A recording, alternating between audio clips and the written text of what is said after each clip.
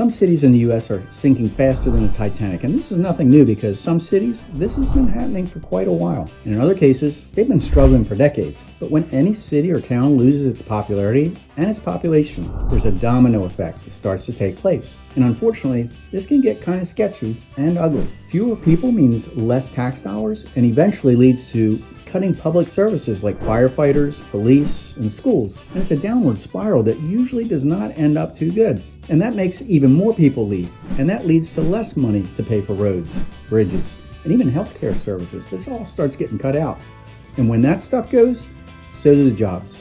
And businesses start to look for better places to move to. It's a diminishing spiral of death. And most people struggle to survive. Of course, they're going to start looking for a better place to live. And this is happening in the United States. It's the exact reason I'm making this video, because I don't want you to fall into this trap. And if this is your first time here, I just want to say welcome aboard. This is the real estate channel that helps you to avoid the pitfalls that are costly. So give me a thumbs up if you're good with that. It's a manipulation, a dark secret plan that is destroying the American dream in the United States. And the only good thing with a city in decline is that real estate prices, they could get cheaper. And of course, there's less traffic on the road as people leave, right? Some people are completely oblivious to what's really going on right before their eyes. So in this video, I'm going to take a look at the cities that are struggling and losing population.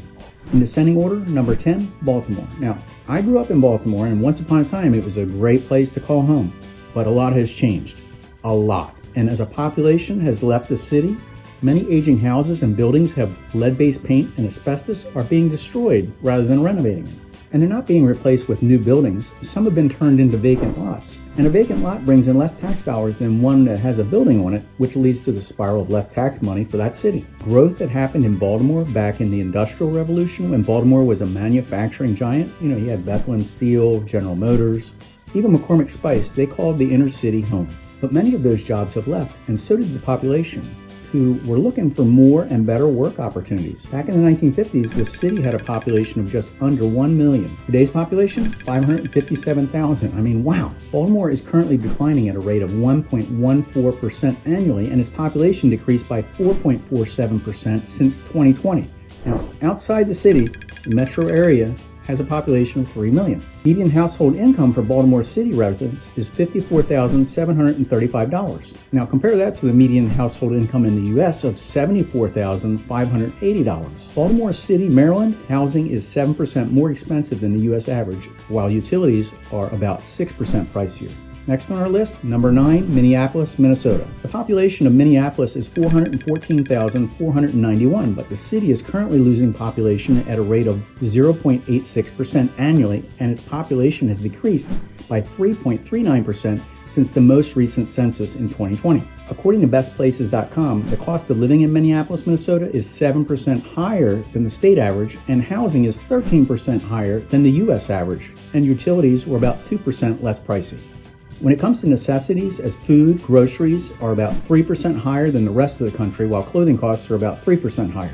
The median income for Minneapolis is $70,099, which is close to the national average. People do complain about the winters being long, and according to many, this traffic and infrastructure is horrible. And it doesn't hurt that Minneapolis has some of the highest taxes in the country. Next on our list, number 8, Buffalo, New York. Now, Buffalo has been leaking population for years. This is nothing new. Historically, Buffalo and Western New York experienced a decline in manufacturing and industrial jobs, with very little new employment opportunities coming in.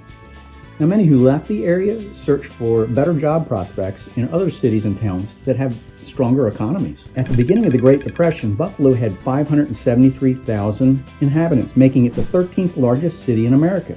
In 75 years that followed, the once mighty city lost 55% of its population. Today, the population is 276,807. Buffalo's coldest month is January, when the average temperature overnight is a chilly 17.8 degrees Fahrenheit. The median household income in Buffalo, New York is $42,186. The good news is it tends to be on the cheaper side to live in Buffalo, but the cost of living in Buffalo, New York is 27% lower than the state average, and it's 5% lower than the national average. Buffalo, New York housing is about 7% cheaper than the U.S. average, while utilities are about 4% less pricey. This takes us to number 7, Milwaukee, Wisconsin. Now, according to the U.S. Census Bureau, more than 20,000 people have left Milwaukee County since 2020. And there could be a variety of reasons why people are leaving Milwaukee area. Some common factors that contribute to population shifts include job opportunities, cost of living, quality of life and access to amenities and services. Now, the highway system has destroyed some neighborhoods, and it's sent many residents packing to the suburbs. Manufacturing jobs, they've left the region, or the country for that matter, and some of them just became obsolete. But the first thing that comes to mind is winter temperatures, with January having an average temperature of only 28 degrees Fahrenheit. Brr.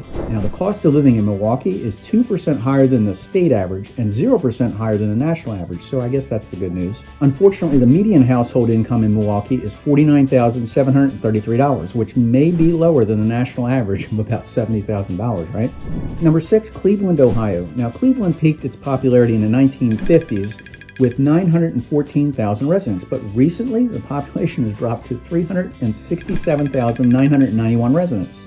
That's a decline of 59.77%. Now, over that period, the city went from the 7th most populous in the United States to 54th. And many of you told me that you moved away because of the weather, the retirement, the politics, and the opportunities that were elsewhere. Now, one issue has been the median household income in Cleveland, Ohio. It's $33,678. The cost of living in Cleveland, Ohio is 6% higher than the state average and 6% lower than the national average. Cleveland, Ohio housing is 17% cheaper than the U.S. average, and utilities are about 1% less pricey. And January is the coldest month in Cleveland. Brace yourself for a frigid low of 22 degrees. Ugh. Next stop on our list, number 5, Kansas City, Missouri. Now, the city has a population of 508,090 people, and it makes it the 37th most populous city in the United States. They aren't losing population yet, but experts do predict that over the next few years, they could lose 2.4% of their population. Now, every household has a different reason why they would move out, but trying to attribute one issue or another is kind of difficult. However, the cost of living and job opportunities could be two of the biggest factors. And some of you have written me and you've told me you didn't care for the idea of higher probability of tornadoes or higher state taxes or hot muggy summers and bitter cold winters. The entire state of Missouri lost around 157,000 residents in 2021. And the cost of living in Kansas City, Missouri is about 5% higher than the state average, 6% lower than the national average, and utility prices are about 8% higher than the national average. Kansas City, Missouri housing is 1% more than the national average, so that means it's exactly like the rest of the nation. But the median household income for Kansas City, Missouri residents is $60,042, which is below the national average. Number 4 on our list, another city in Missouri, that's St. Louis. Now, the city's population has been declining for decades. Since the 1950s, the city of St. Louis has lost half of its population, and now it's home to only 293,310 people. It's the 64th most populous city in the United States. This decline has led to a number of problems, including shrinking tax base and declining services. Now, the median household income sits at $44,172 per year. And St. Louis, Missouri's cost of living is 6% lower than the national average. And St. Louis's housing expenses are 27% lower than the national average, and utility prices are about 15% higher than the national average. Number 3, Cincinnati, Ohio. Like many other cities, Cincinnati is losing population due to being obsolete and an aging city. Now, Cincinnati has a current population of 305,427, and its currently declining rate of 0.38% annually, and its population has decreased by 1.51% since the most recent census in 2020. 19% of those who moved did so for retirement reasons, 16% moved for family reasons, and 10% moved because they felt Ohio just didn't match their lifestyle. Now, adding insult to injury, the recent Wall Street Journal study, it named Ohio as one of the worst places to live. That could be because of the high unemployment and low life expectancy rates. Now, the median household income sits at $45,235 per year for the entire household.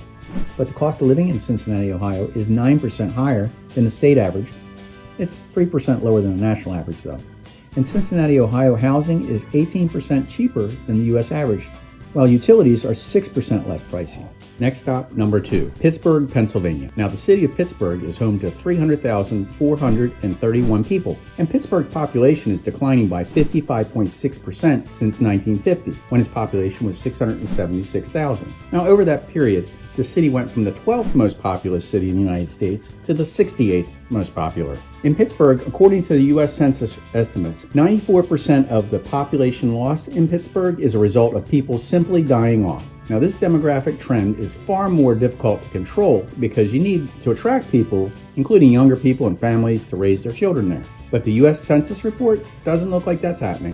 Aging infrastructure, public health, and severe weather events all seem to be the city's greatest weakness. Now, the median household income is $60,187. The cost of living in Pittsburgh, Pennsylvania is 2% higher than the state average and 0% higher than the national average. Pittsburgh, Pennsylvania housing is 7% cheaper than the rest of the U.S., and the median household income is $60,187. But before we get to number one, can I ask you a small favor? If you could please subscribe to this channel, just leave a like or share this with your friends. And if you do, guess what? I'll show you this picture of a cute little puppy, okay? All right, on to number one, Detroit, Michigan. Now, at one time, Detroit was the envy of the world. Chrysler, General Motors, Packard, Ford, and a few other smaller companies were car manufacturers that were all headquartered in Detroit, Michigan, giving the city its popular nickname, Motor City. The massive Dodge plant, which employed more than 30,000 workers at its peak, for decades, the big three automakers ruled the auto industry and employed thousands and thousands of workers creating vehicles that people dreamed about. Between 1947 and 1963, Detroit lost about 150,000 manufacturing jobs to suburban factories. But people aren't leaving the state because of the cars or the high car insurance rates. Workers started searching for better opportunities elsewhere, and Detroit has experienced significant population declines over the years. It has dropped every single census since 1950, from a peak of 1.8 million people to a current population of 632,464 people in the city. The median household income from Detroit, Michigan is $34,762. Detroit, Michigan's cost of living is 4% higher than the national average, and Detroit's housing expenses are 8% higher than the national average, and utility prices are 2% lower than the national average. But as the population moves and leaves the city, it's been estimated around 20,000 homes in the city have already been demolished since 2014. And this figure continues to grow as the city works hard to address the issues associated with vacant properties and illegal dumping. Now, January is the coldest month of the year, and of course, it's generally colder everywhere in the United States in January. But in Detroit, the average temperature is 26 degrees Fahrenheit. I hope you guys found this information helpful. If you subscribed, I'll see you in the next video.